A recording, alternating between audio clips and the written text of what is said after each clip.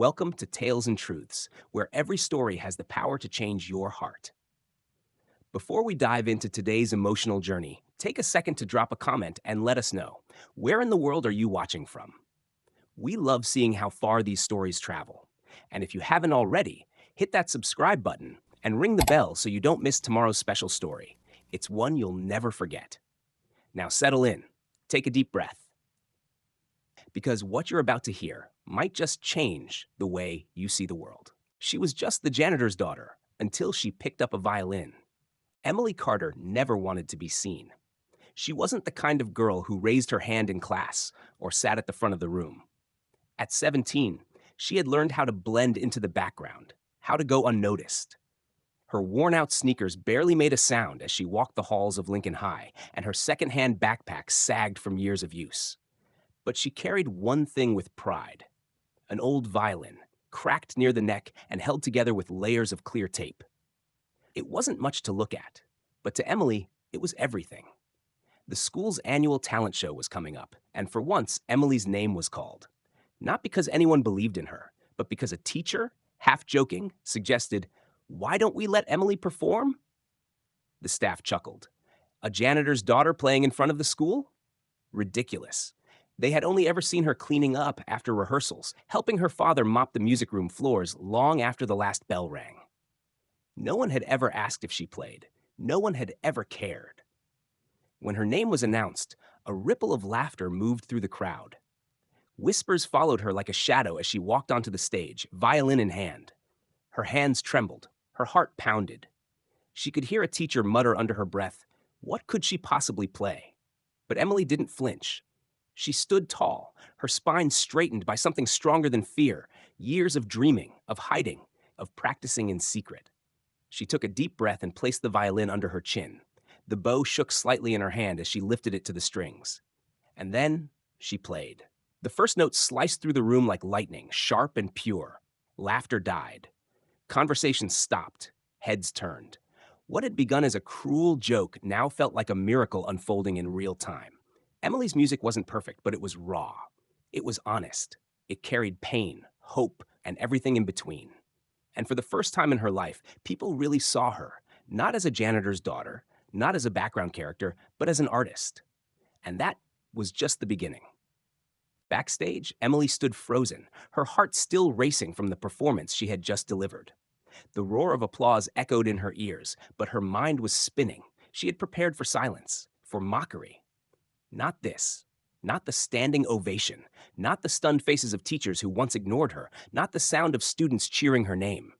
She barely noticed Miss Turner, the school's music director, rushing toward her with wide eyes and breathless urgency. "Where did you learn to play like that?"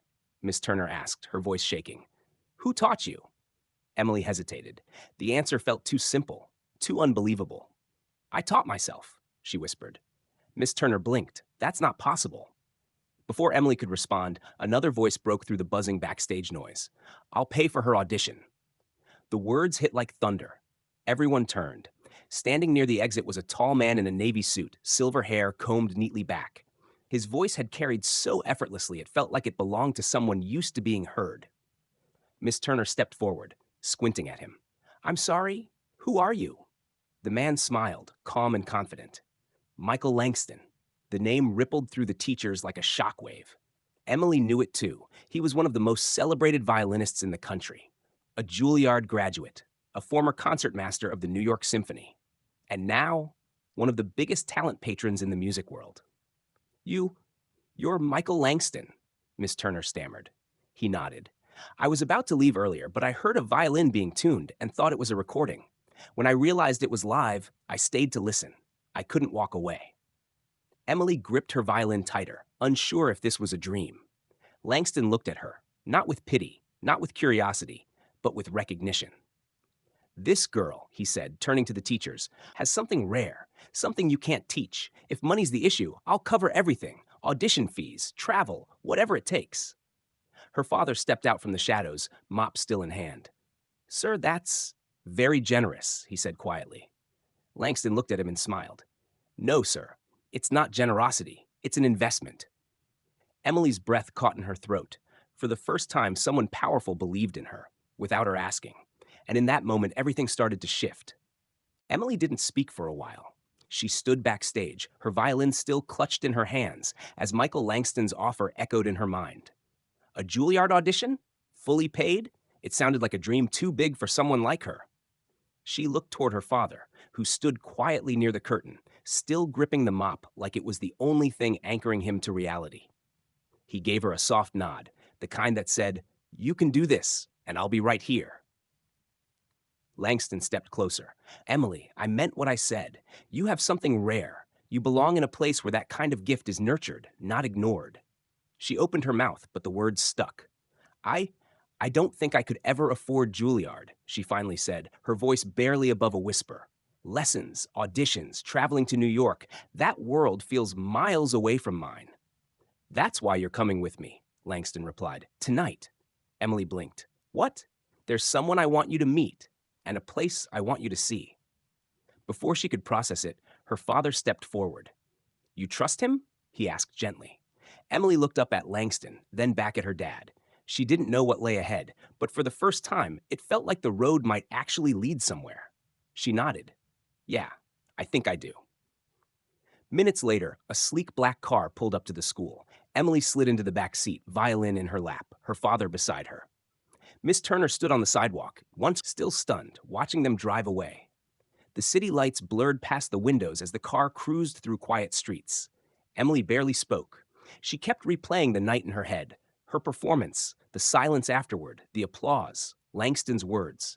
It all felt surreal. Finally, the car slowed in front of a tall stone building, lit softly under the moonlight. The gold letters above the entrance read, Langston Conservatory of Music. Emily's breath caught. You're taking me here? Langston smiled. No, I'm bringing you home. Her father inhaled sharply. Sir, we couldn't possibly, Langston interrupted. You don't have to. Emily, I'm offering you a full scholarship. Emily's world tilted on its axis. A scholarship, a real chance. She looked up at the building, grand, impossible, and knew her life had just changed forever. Emily stood at the base of the marble staircase inside the Langston Conservatory, the echo of her footsteps still lingering in the grand entrance hall.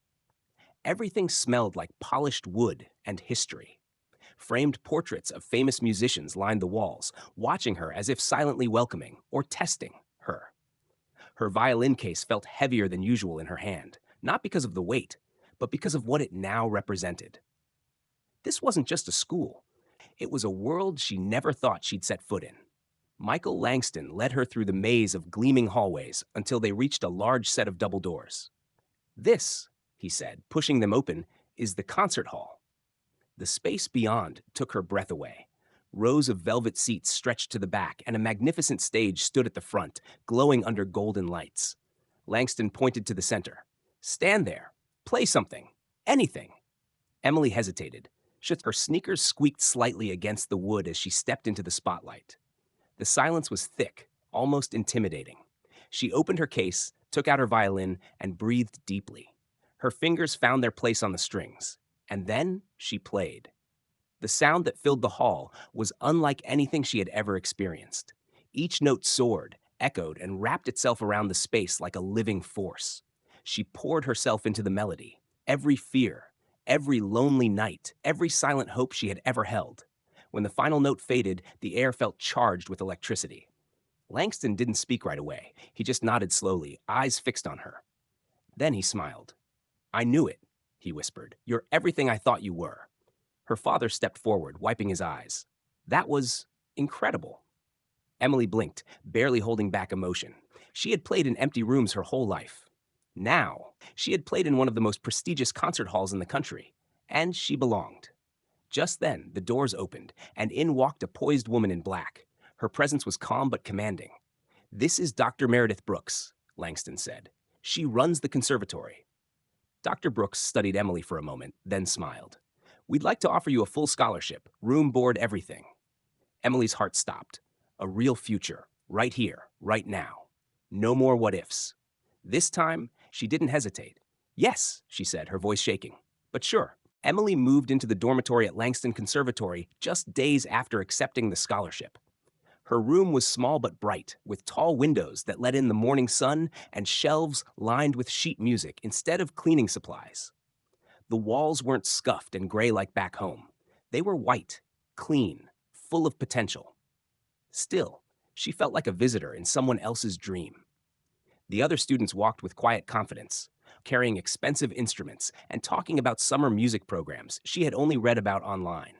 Her first class was with Professor Callahan, a stern, no nonsense instructor known for pushing students to their limits. He sat with arms crossed as she stepped up to play. Emily performed a piece she had practiced 100 times, her fingers steady, her bowing smooth. When she finished, the room was silent. Callahan didn't clap. He didn't smile. Instead, he said, "You play with heart, but your technique needs work." Then he stood. "We'll fix that." And he meant it. The next few weeks were brutal. Her fingers ached. Her back screamed from hours of practice. While others went out to socialize, Emily stayed in the practice rooms late into the night. Sometimes she'd look at her reflection in the window and wonder if she really belonged here. But every time she felt like quitting, she thought of her dad, working night shifts, never once complaining. She thought of the stage back at Lincoln High, the laughter before her first note, and the silence that followed. That silence reminded her she was meant for more. Slowly, the changes came. Her bowing improved, her intonation sharpened. Even Callahan began to nod slightly during lessons, a rare gesture of approval, and others noticed too.